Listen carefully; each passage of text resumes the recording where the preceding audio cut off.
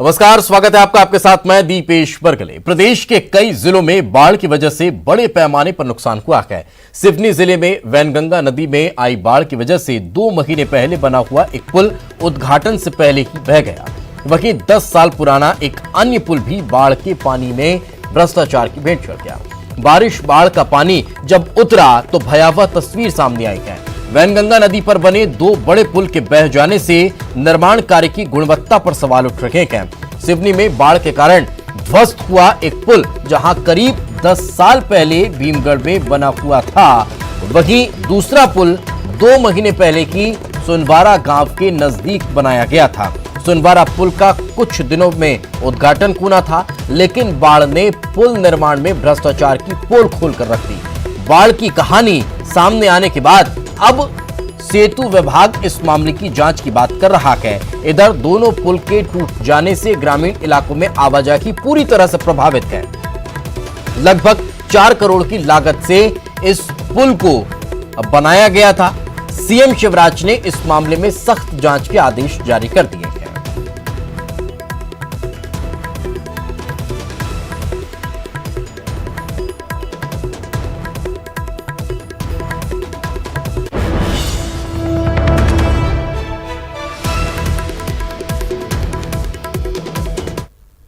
बहुत भीषण बारिश हो रही है सर। इसके कारण से भी वैनगंगा नदी पर बना हुआ था ये पुल, और इसके सहायक नदी बिजना नदी में भी बहुत जम के फ्लड आया उसमें। और इसके अलावा सर भीमगढ़ डैम फुल भर गया था। इससे जो है 27-28 तारीख की रात में जो है भीमगढ़ डैम के जो 10 गेट खोल दिए गए हैं सर, क्योंकि वो फुल भर गया था। उसके कारण से एक्सेस पानी जो निकला, उसकी वजह से जो है ब्रिज बहा है सर। देखिए, सिवनी जिले की वैनगंगा नदी पर बने इस पुल को निश्चित तौर पर भारतीय जनता पार्टी की शिवराज सिंह चौहान जी की सरकार ने स्वीकृत किया था और कार्य आरंभ भी सितंबर 2018 में हुआ था। लेकिन कुछ दिन पश्चात ही आचार संहिता लग गई, नवंबर में चुनाव हुए, कमलनाथ जी की कांग्रेस सरकार बनी और तब से लेकर मार्च 2020 तक इसका निर्माण कार्य हुआ। क्वालिटी कंट्रोल कराने वाले कौन थे जो ठेकेदारों से इसके निर्माण कार्य की गुणवत्ता बनवाने की जिम्मेदारी जिनकी थी, कौन थे? और इसलिए भारतीय जनता पार्टी विपक्ष में रहकर भी आरोप लगाती थी कि ठेकेदारों की पेशियां करवाते हैं, ठेकेदारों से को बुलवा रहे हैं, तमाम निर्माण कार्य अधोसंरचना के मामले में हीला हवाली हो रही है। भारतीय जनता पार्टी ने तब भी आरोप लगाए थे और अब फिर भारतीय जनता पार्टी की सरकार बनने पर उस समय कांग्रेस के दौरान हुए निर्माण कार्यों की गुणवत्ता की जांच की जानी चाहिए, क्योंकि ये तो एक पुल है, ना जाने कहां कहां कितना गड़बड़ घोटाला कांग्रेस की सरकार में हुआ होगा। जांच गुणवत्ता की होनी चाहिए। मध्य प्रदेश में वैनगंगा पे जो पुल गिरा है उद्घाटन से पहले, ये जीता जागता भ्रष्टाचार का नमूना है। और इसके अंदर लगभग 3 करोड़ से ज्यादा लागत का यह पुल भर भरा के इस बारिश में गिर गया। ये तो खुशनसीबी की बात है कि कोई जन हानि उसके ऊपर नहीं हुई। लगातार प्रदेश में भ्रष्टाचार बढ़ता जा रहा है। ये पुल भारतीय जनता पार्टी की सरकार का भ्रष्टाचार का जीता जागता नमूना है। ऐसे ही कई पुलों का निर्माण भारतीय जनता पार्टी सरकारों में हुआ है और लगातार मध्य प्रदेश की जनता की गाड़ी कमाई को लूटा जा रहा है। मेरा आग्रह है सरकार से कि इस प्रकार से जो लूट सके तो लूट योजना आप चला रहे हैं, इसे बंद करें, क्वालिटी कंट्रोल करें, जनता की जान से खेलना बंद करके ये लूटने का मामला बंद करें। तो इस मामले में सीएम शिवराज सिंह चौहान ने जांच के आदेश दिए हैं और दोषियों के खिलाफ सख्त कार्रवाई की बात कही है। पुल टूटा है तो उसकी मैंने जांच के निर्देश भी दिए हैं तत्काल कि वर्षा में टूटा कैसे। हाँ, मैंने उसकी जांच के निर्देश दिए हैं, दूसरे का मैं तो ये तस्वीरें उस पुल की जिसका उद्घाटन होना था, लेकिन उद्घाटन से पहले ही ये बारिश, पानी, बाढ़ के अलावा भ्रष्टाचार की भेंट चढ़ता हुआ नजर आया। अब इस पर सियासत भी जमकर हो रही है। बीजेपी कांग्रेस और कांग्रेस बीजेपी पर आरोप मढ़ती हुई नजर आ रही है, लेकिन इसमें जो नुकसान हुआ वो आम जनता का, इन क्षेत्रवासियों का, जिनका इस पुल से डेली का आना जाना था। चलिए चर्चा करते हैं सिवनी से हमारे सहयोगी अजहर हमारे साथ जुड़ चुके हैं और भोपाल से हमारे सहयोगी अनुराग श्रीवास्तव हमारे साथ जुड़े हुए हैं। अजहर, सबसे पहले आपसे ही समझना चाहेंगे, जानना चाहेंगे, पुल का निर्माण जब चल रहा था तो क्या वहां पर चेकिंग करने के लिए, गुणवत्ता की जांच करने के लिए अधिकारियों का दल नहीं पहुंचता था, नहीं देखरेख हो पाती थी कि आखिर कैसा निर्माण चल रहा है?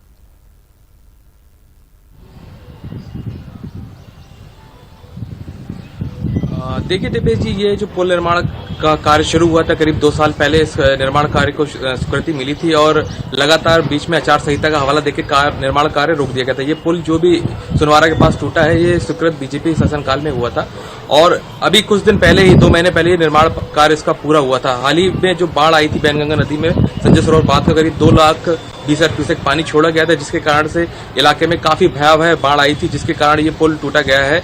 उसमें जो अधिकारियों को कहना है साफ तौर पे कि ये बाढ़ अधिक होने के जो सफाई देते हुए कह रहे हैं कि बाढ़ का पानी अधिक आया था, जिसके वजह से ये पुल टूटा। लेकिन जब भी इस तरह के जो पुल निर्माण कार्य होता है, उसमें इन सभी बातों का, तमाम बातों का ध्यान रखा जाता है। लेकिन बाद में जैसे भी पुल टूटा है तो साफ तौर पे कांग्रेस ने सरकार पर निशाना साधते हुए गुणवत्ता और तमाम तरह की बातों का आरोप लगाते हुए कहा। फिलहाल इस पूरे मामले में जब सीएम शिवराज सिंह चौहान ने इस मामले को संज्ञान में लिया है तो जांच की बात कही जा रही है। अब देखना होगा कि जो अधिकारी अभी सफाई दे रहे हैं, आगे चल के किस तरह की जांच करते हैं और किस तरह की कार्रवाई करते हैं। बिल्कुल, साथ में रहेंगे अजहर। अनुराग हमारे साथ जुड़े हुए हैं। अनुराग, कितना दिलचस्प होता है कहना, अगर यही पुल का भी अब उद्घाटन हो रहा होता तो शायद दोनों राजनीतिक दल श्रेय लेने की कोशिश में रहते कि हमारे शासनकाल में बना और हमारे शासनकाल में स्वीकृत हुआ, लेकिन अब दोनों पल्ला झाड़ते हुए नजर आ रहे हैं। आखिर सच्चाई क्या नजर आती है इसमें?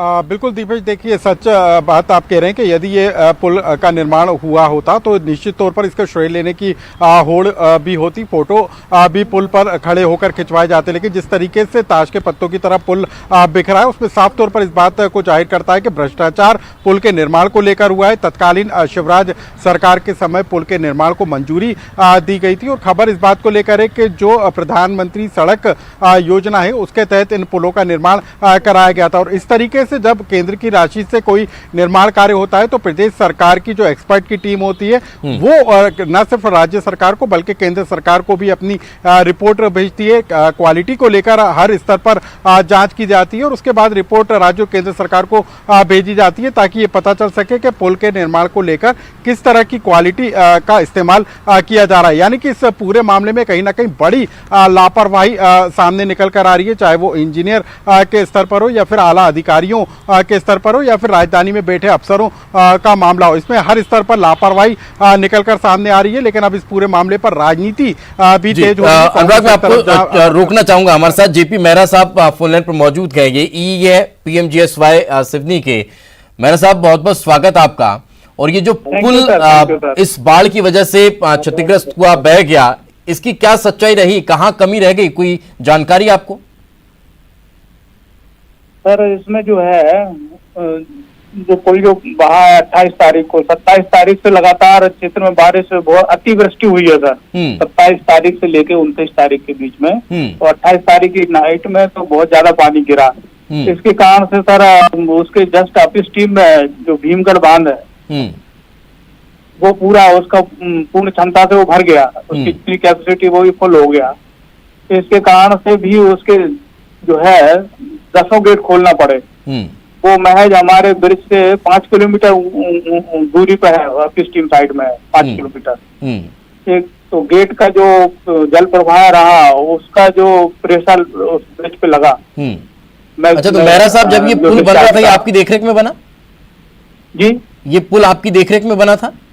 हाँ, मेरी देखरेख में बना है। तो तब जब ये पुल बन रहा था तब ये पैरामीटर्स ध्यान में नहीं रखे गए थे क्या कि कभी अगर डैम का पानी बहुत ज्यादा ओवरफ्लो हो जाए और गेट खोलने पड़े तो ये पुल सह पाएगा, नहीं सह पाएगा, ये उस टाइम ध्यान नहीं दिया गया? नहीं, देखिए डैम के पैरामीटर्स भी ध्यान में रखे गए और अपना पूरा कैचमेंट एरिया वैनगंगा नदी का जो उसको है, जहाँ तक हमारा ब्रिज बन रहा था, उसको भी ध्यान में रखते हुए पूरे डिस्चार्ज कैलकुलेट हुआ है। कैलकुलेट होने के बाद उसको ध्यान में रखते हुए तो क्या गुणवत्ता का ध्यान नहीं दिया गया? फिर गुणवत्ता भी पूर्ण गुणवत्ता से ही अपना ब्रिज बना है। गुणवत्ता में कहीं कोई कमी नहीं रही है ना। गुणवत्ता तो पूर्ण रूप से ध्यान में रखते हुए बनाया है इसको। मगर पानी जो है एक ही नाइट में जो है 12.5 इंच जो पानी गिरा, उसका मेन फैक्टर वही रहा कि अतिवृष्टि हुई उस दिन। तो अतिवृष्टि तो पूरे मध्य प्रदेश में हुई। नर्मदा नदी अभी भी खतरे के निशान से ऊपर बह रही है, वो पुल पूर्ण रूप से अभी टिके हुए हैं, ये कैसे ध्वस्त हो गया? ये सबसे बड़ा सवाल है सर। देखिए, अतिवृष्टि तो हुई है पूरे क्षेत्र में हो रही है, पूरे देश में हो रही है, तो बहुत से ब्रिज भी उसमें डैमेज हो रहा है। अब जांच की बात कही है, जांच के बाद दूध और पानी का पानी हो पाएगा। आप भी शायद सहयोग करेंगे जांच में। बहुत बहुत शुक्रिया आप तीनों का हमारे साथ चर्चा में जुड़ने के लिए। आगे बढ़ते हैं खबर भोपाल से। बाढ़ के हालात पर मंत्री भूपेंद्र सिंह का बयान सामने आया है। नगरपालिका और निगम को अलर्ट कर दिया है। बाढ़ में फंसे हुए 300 लोगों का रेस्क्यू किया गया है। ज्यादा बारिश की वजह से उन्होंने इस बात को लेकर भी कहा है कि जो पुल है वो बह गया।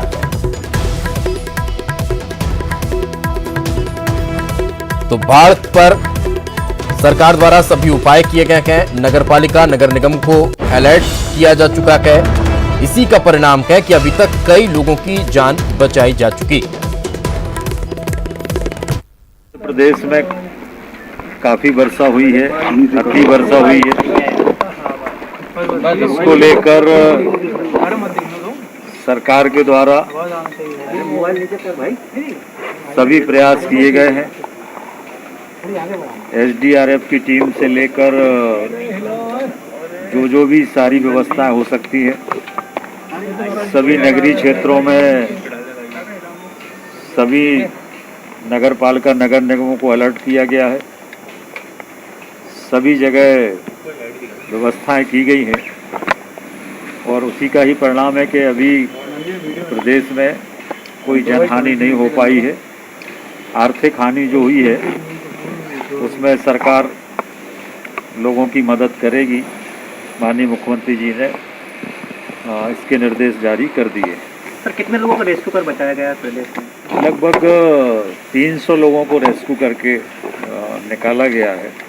5 हेलीकॉप्टर कल लगाए गए थे। माननीय मुख्यमंत्री जी ने माननीय प्रधानमंत्री जी से भी बात की है और पर्याप्त व्यवस्थाएं जो भी आवश्यक हैं वो की गई हैं। मध्य प्रदेश में बाढ़, बारिश और बर्बादी पर सीएम शिवराज ने बैठक की है, जिसमें बाढ़ के बाद बने हालातों पर मंथन हुआ है। सीएम ने कहा है कि अब गांव से पानी उतर रहा है, लेकिन अब बीमारियों का खतरा ज्यादा है। इसलिए स्वास्थ्य, नगरीय प्रशासन, पंचायत विभागों को जिम्मेदारी दी गई है। वहीं अब मंत्री भी मोर्चा संभालेंगे।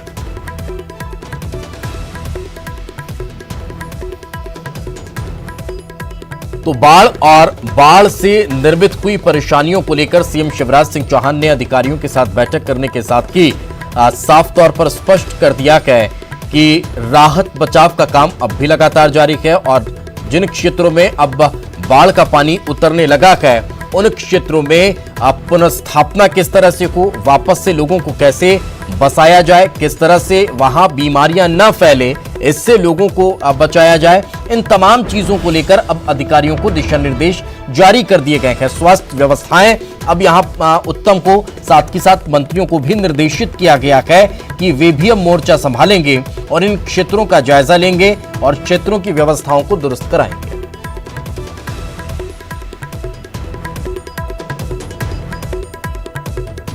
मित्रों, वर्षा अब थम गई है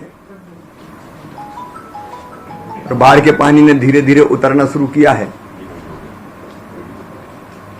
लेकिन अभी भी होशंगाबाद में खतरे के निशान के लगभग 8 फीट ऊपर नर्मदा जी का पानी बह रहा है। कई गांव अभी भी जलमग्न हैं, लेकिन प्रशासन सब जगह पहुंच चुका है। पश्चिमी मध्य प्रदेश के कुछ हिस्सों में कल बारिश हुई, उसके कारण गांधी सागर बांध के गेट भी खोले हुए हैं और चंबल संभाग में लोगों को सतर्क किया है। उससे बड़ी चुनौती अब है, जान तो बच गई, गांव से पानी उतर रहा है। सबसे बड़ी जरूरत है अब राहत की, क्योंकि अब जहां जहां पानी उतर रहा है वहां कीचड़, सामान सड़ गया है, फसलें खराब हुई हैं और इसके कारण बीमारियां फैलने का खतरा रहता है। अभी जो हम फोकस कर रहे हैं, मैंने कल भी बैठक की, आज भी मैं बैठक करके जा रहा हूं। एक तो बीमारियां डेंगू, हैजा, मलेरिया, डायरिया, विशेषकर डायरिया, शुद्ध पीने के पानी का अभाव है, हैंडपंप डूब गए, वाटर सप्लाई स्कीम सारी ठप हो गई, ट्रांसफार्मर डूबे हुए हैं तो खराब हो गए, बिजली की सप्लाई बंद करनी पड़ी। सबसे बड़ी चिंता है शुद्ध पेयजल उपलब्ध कराने की। अब मन में यही संकल्प है कि कैसे ढंग से पुनर्वास हो सके। राहत के काम कई दिन तक चलेंगे, तो अलग अलग अफसर लगे हैं, मंत्रियों की ड्यूटी भी मैं आज लौट के लगाऊंगा। मैं पहले उनको धन्यवाद देना चाहूंगा जिन्होंने अपनी जान पर खेलकर डूबते हुए गांव से कई लोगों को बचाया है। विशेषकर एयरफोर्स के 5 हेलीकॉप्टर रेस्क्यू के काम में लगे थे और 264 के आसपास अलग अलग गांव से भाई बहन एयरलिफ्ट किए गए थे। सेना के जवानों को धन्यवाद दिया। अभी एक टुकड़ी उनकी रुकी हुई है, बाकी हम वापस कर रहे हैं। एनडीआरएफ की टीम ने बहुत अच्छा काम किया। एसडीआरएफ की टीम ने, जो हमारे प्रदेश की है, होमगार्ड्स के साथ जी जान लगा के काम किया। खबर भोपाल से। बारिश से अब कुछ दिनों तक राहत मिलेगी। प्रदेश को राहत मिलने की उम्मीद अब नजर आ रही है। कुछ जिलों में हल्की बारिश हो सकती है। लोकल सिस्टम एक्टिव होने की वजह से हल्की बारिश की संभावना है, लेकिन मौसम वैज्ञानिक का उदय सरवटी का यह बयान सामने आया है कि जो अति भारी बारिश अभी तक चल रही थी, जो एक सिस्टम एक्टिव नजर आ रहा था प्रदेश में, अब वो सामान्य होता हुआ नजर आ रहा है। 21 जिलों में सामान्य से ज्यादा वर्षा हुई है। संतोषजनक मॉनसून के आंकड़े रखे हैं। से मौसम विभाग ने बताया था कि सिस्टम एक्टिव है, जिसका नजारा ये देखने को मिला कि बाढ़ आ गई प्रदेश में और पूरा प्रदेश जलमग्न हो गया। अब थोड़ा राहत भरा माहौल है। मौसम विभाग ने पूर्वानुमान जताया है कि अब कुछ दिन फिलहाल मौसम से राहत मिलने वाली है। बात करने के लिए मौसम वैज्ञानिक उदय सरवटे हमारे साथ हैं, उनसे बात करते हैं। सर, अब किस तरीके का सिस्टम बन रहा है, क्या कुछ राहत भरे आसार हैं? देखिए, अभी तो अगले 2-3 दिन तक तो प्रदेश पर कोई सिस्टम नहीं बन रहा है। जो 2 सिस्टम पिछले बने थे काफी मजबूत थे, उनके कारण पूरे प्रदेश में बहुत अच्छी वर्षा हुई। और आने वाले दिनों में अभी कम से कम 3-4 तारीख तक कोई ऐसा सिस्टम नजर नहीं आ रहा है। 4 तारीख के आसपास थोड़ा सा सर्कुलेशन पूरी मध्य प्रदेश में दिख रहा है, जिसके कारण थोड़ी बहुत वर्षा हो, लेकिन बहुत बड़ा सिस्टम अभी प्रदेश पे कोई एक्टिव नहीं है और आने वाले समय में भी उसकी संभावना नहीं दिख रही है। इसलिए उम्मीद कर रहे हैं कि आने वाले 5-6 दिनों में बहुत ज्यादा वर्षा की संभावना नहीं है। जहां तक प्रदेश में बारिश के सवाल है, इस समय जो 51 जिले हुए, 51 जिलों में से 21 जिले ऐसे हैं जहां वर्षा सामान्य से ज्यादा हुई है और शेष सभी संभागों में वर्षा सामान्य है। इसलिए हम कह सकते हैं कि मानसून की जो प्रगति रही है बहुत संतोषजनक रही है और पूरे प्रदेश में अच्छी वर्षा हुई है। जिस तरीके से अभी प्रदेश में स्थिति बन रही थी, 14% लगभग ज्यादा वर्षा हुई है सामान्य से, अब ये स्थिति सुधरेगी?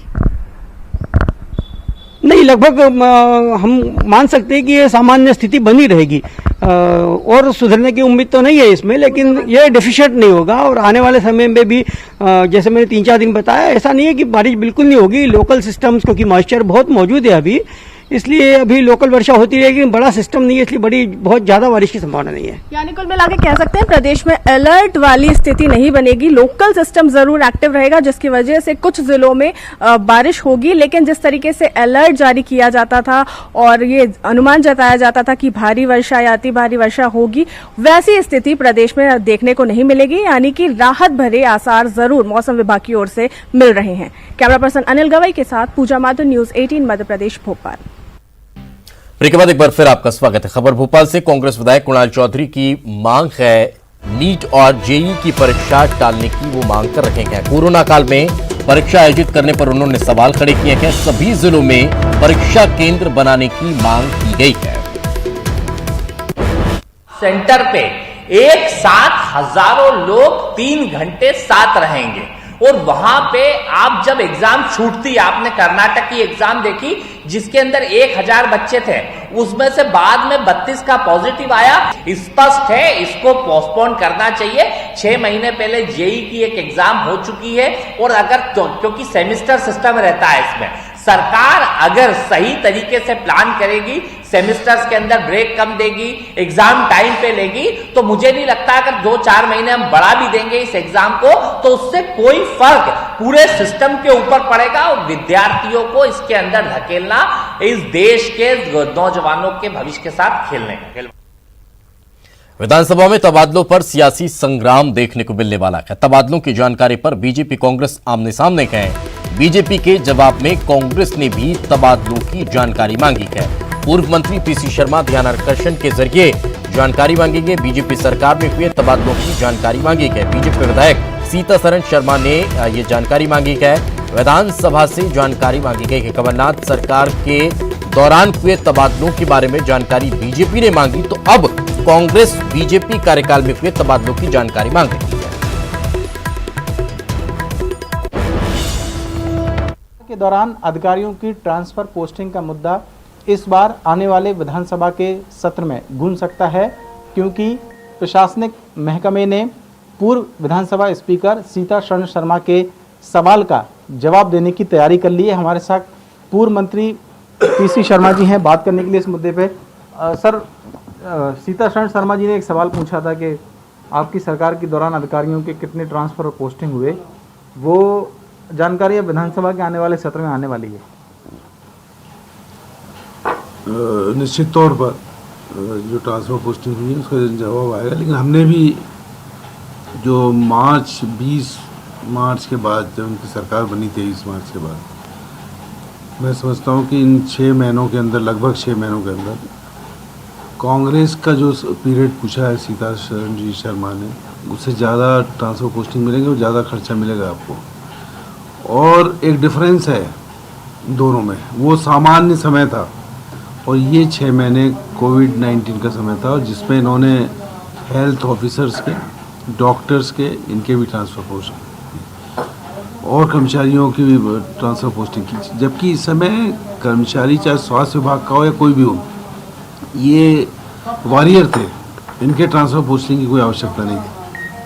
और इस समय सरकार का ध्यान पूरा कोरोना पे, जो कोरोना के पेशेंट्स हैं उस पर जाना था। इसको छोड़कर इन्होंने ट्रांसफर पोस्टिंग की है, तो ध्यान आकर्षण लगा कि हमने भी उसकी सूचना दी है। हम भी पूछ रहे हैं कि इन 6 महीने के अंदर कितने ट्रांसफर पोस्टिंग हुई और कितना खर्च हुआ है। सर, आपको लगता है कि ये एक प्रशासनिक प्रक्रिया है जिसको राजनीतिक रंग देने की कोशिश हुई है? नहीं, प्रशासनिक प्रक्रिया है और प्रशासनिक प्रक्रिया में ही कमलनाथ जी की सरकार के समय पे ट्रांसफर पोस्टिंग हुई है। लेकिन अभी जो था ये पीरियड कोविड-19 का, इसमें क्योंकि कोई भी कर्मचारी हो, कोई भी अधिकारी हो, ये सब शासन के, प्रशासन के वो कार्यकर्ता हैं जो हर चीज़ को ज़मीन में पहुंचाते हैं।